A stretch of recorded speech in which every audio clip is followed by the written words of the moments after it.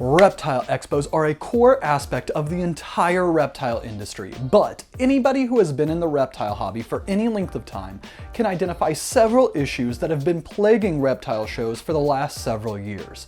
So for this week's video, we are going to dive into the Southeast Reptile Expo and how they are addressing these issues. In addition, we are going to highlight a little bit of our experience while we were vending it last weekend, and we are going to be showing off a world's first sunset combo that was revealed at the show. We hope you guys enjoy, and if you do, please don't forget to hit the like button, leave a comment, and subscribe. But my name's Steven with Leviathan, and let's get to it.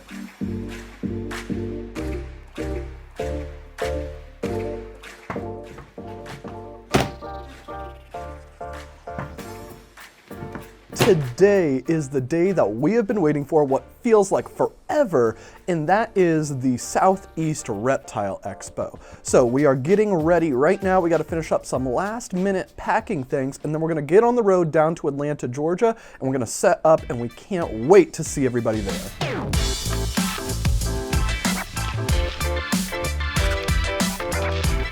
The very first issue that we have to hit on is, in my opinion, the most important issue that the Southeast Reptile Expo is handling, and that is most shows don't adequately vet their vendors. And when shows don't adequately vet their vendors, it can result in vendors coming in and bringing in sick animals, animals infested with mites, and vendors who have absolutely terrible customer service that ultimately looks bad on the entire industry. So to illustrate this, imagine that you are a brand new person coming to a reptile show for the first time, and you are considering getting your first pet. And you go to a reptile show and you don't know anything about the hobby, but you find a vendor who maybe doesn't look as nice as all of the other vendors, but their animals are considerably cheaper, and you don't know what a healthy animal or an unhealthy animal looks like. So you buy the cheaper animal, you take it home, and it ends up dying because it had health issues, and the vendor that had it was aware, and that was part of the reason why it was at a discounted price. So you as a new customer get a hold of that vendor, and that vendor essentially tells you to take a hike. And this ultimately is going to reflect not just on that one vendor, but that is their first impression of the entire reptile hobby, and it can push them to get out of the hobby, and it can result in them thinking that all breeders, all vendors are like that. So from a show promotion standpoint, I think that it is absolutely critical that show promoters are the ones who are policing the vendors, and that they are not allowing vendors into their shows who are known for doing things like this. So I think that with the Southeast Reptile Expo, Bob was diligent on making sure that only the best of any given species was getting into the show. And even though there was more room in the venue for him to have sold more tables to other vendors, he wanted to make sure that it was small enough that he could completely control the quality of the vendor who was getting into the show, and make sure that the vendors in the show had the best chance of actually making a return on the time and effort that they are investing vending his show. All right, so we are all loaded up, and we are getting ready to head down to Atlanta, Georgia for the Southeast Reptile Expo. How was loading up? Good? I mean, you did it, so that was great for me. Yeah, all right, so we got all Tetrised back there. You guys can see it. So, all right, what time are we going to be getting there? Let me see. 3 hours and 2 minutes, so at 3:20. All right, 3:20. So people are, I think, yeah, we need to get to getting. We're running a little behind now. So, all right, let's go.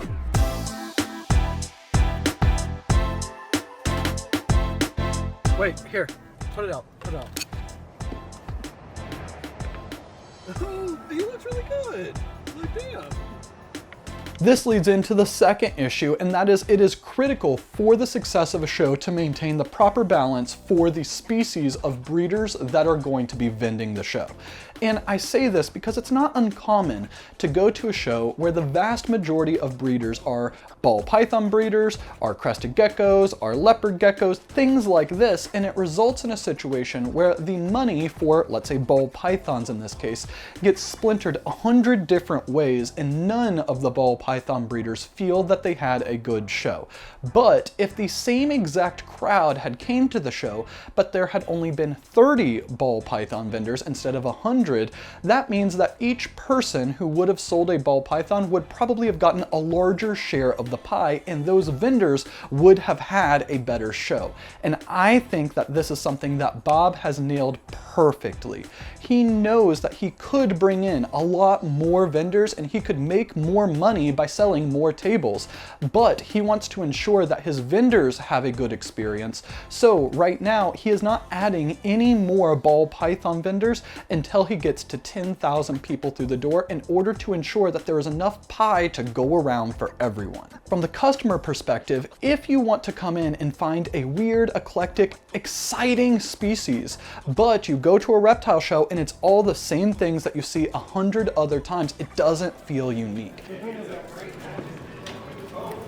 What's up, man? How's it going? I was gonna check in for Leviathan.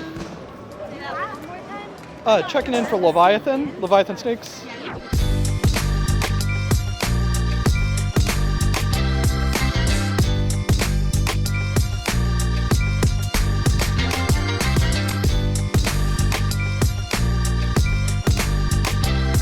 Issue number 3 that we need to talk about are the non-animal vendors. And of course, it's okay for there to be people who are vending at the show that don't produce animals.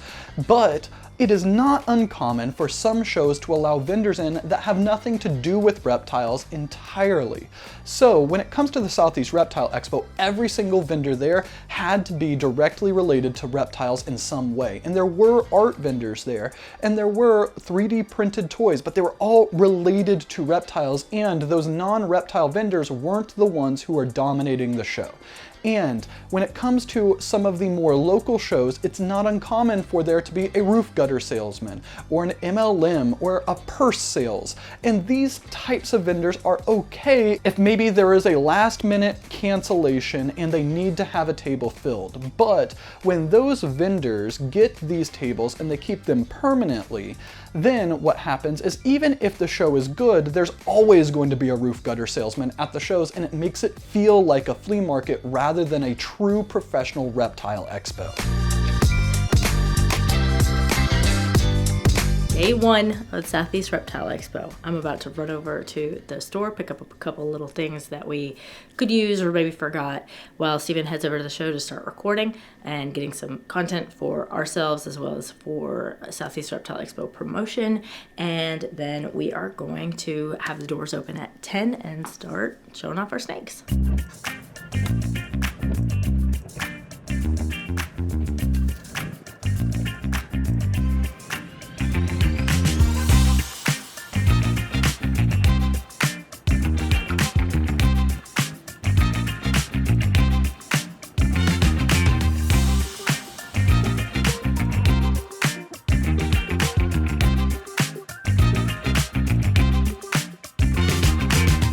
Issue number 4 comes into the idea of shows being too good. And this might sound weird, but you'll see where I'm going with it in a second. And that is, if you have a show that is amazing, the vendors who are already in that show never want to give up their tables, even if they are not vending it anymore, because they might want to vend it in the future. So what happens is that these vendors sublease their tables forever and ever and ever, and ultimately the wait list for the show grow to be years and years and years long, to the point where new vendors are not able to get into the show. So when it comes to the reptile industry, one of the critical pieces is that everybody at every level in the industry has to have a chance to be successful. Because as people are selling $10,000 animals to smaller breeders, newer breeders, they are raising those animals up, and if they don't have an effective way to sell the animals that they produce, they end up getting out of the ball python breeding hobby. And with the Southeast Reptile Expo, Bob made sure that there was an entire island dedicated to people who had never vended a show before, and I think that this was amazing. It's the first time I've ever seen this happen at a reptile show, and it shows his commitment to the next generation of breeders.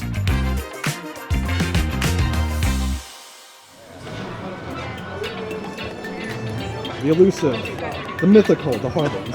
Hi guys. What's going on, brother? How you doing? And the Jason Kittinger, right there, Hey. in person, in the flesh. I'm here. Another way.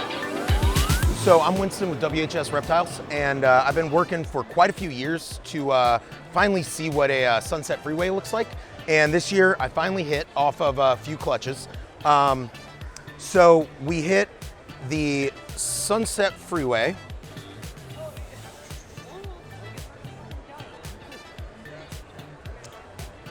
And this animal is coloring up really well.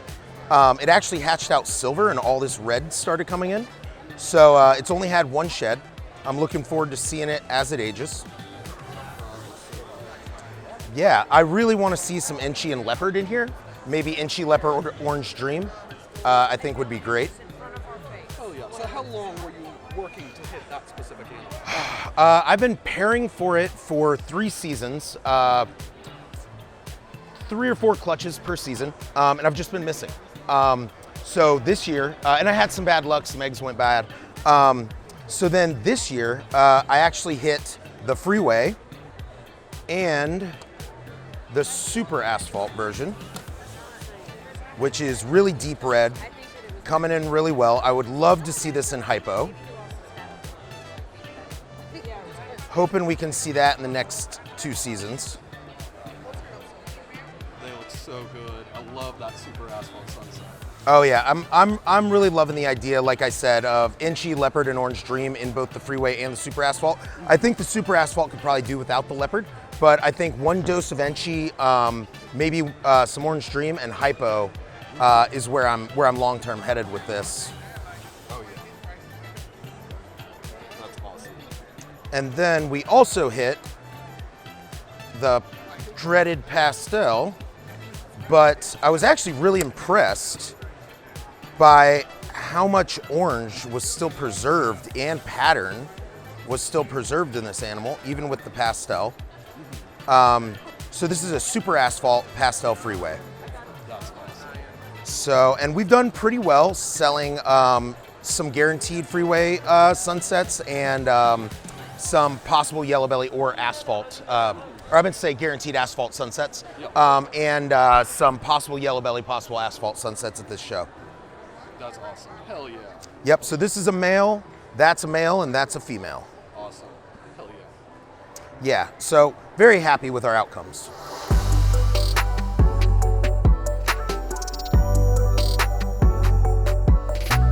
Issue number 5 with reptile shows is that it is not uncommon for reptile show promoters to have absolutely terrible customer service. And this doesn't mean that every single reptile promoter has terrible customer service, but when you have reptile shows that are so strong that you have a 5, 7, 10-year waiting list to get into the show, it creates a situation where the show promoters don't need to care for every individual customer that they have, because they know that if they piss somebody off, if they make somebody mad, if somebody is upset about how they are running things, they can kick them out and they'll bring in 100 other people who are dying for the chance to get their tables.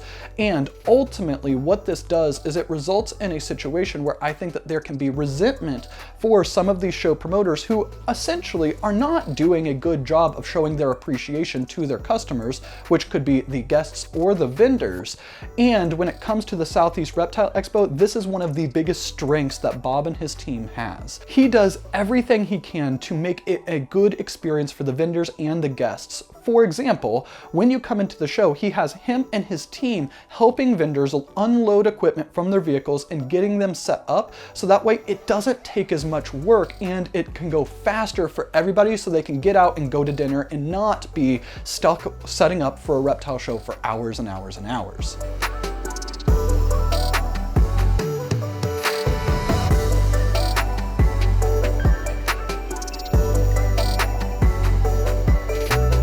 Issue number 6 that we're going to talk about is that I think it's not uncommon for current reptile shows across the country to not actually invest into marketing the shows in the way that they should.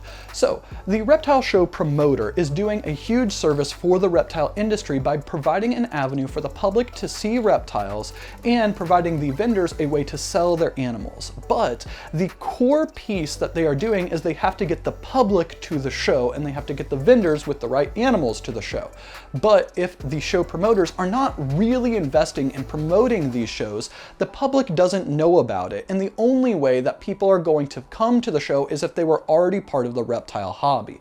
So I think that the Southeast Reptile Expo absolutely crushed it in this realm because they invested thousands, tens of thousands of dollars into marketing in order to promote this one individual show. So they had billboards up around Atlanta. They were doing digital ads both on Facebook and the greater internet throughout the 3-state radius of Georgia in order to let people know that this show is happening, here's the weekend, and you definitely need to be there. And I think that they did such a great job with this, but it's not something that I see in all other shows, though I do see it stepping up a little bit. So when it comes to other shows, I think that marketing is, like any other thing, a non-negotiable.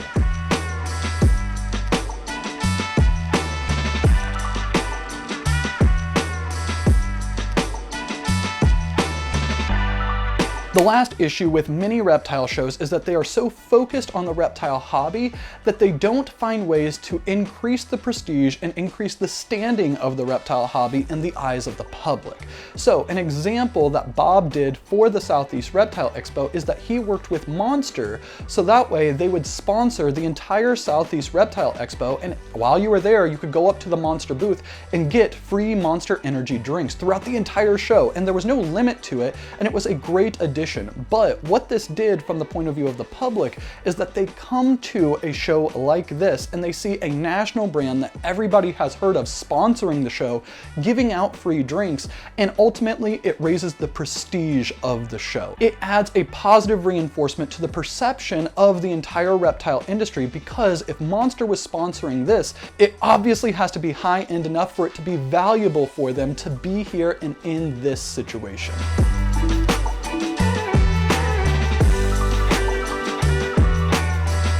Anyways, we can't wait for the next Southeast Reptile Expo. It was a blast. It was probably my favorite reptile show I've ever been to.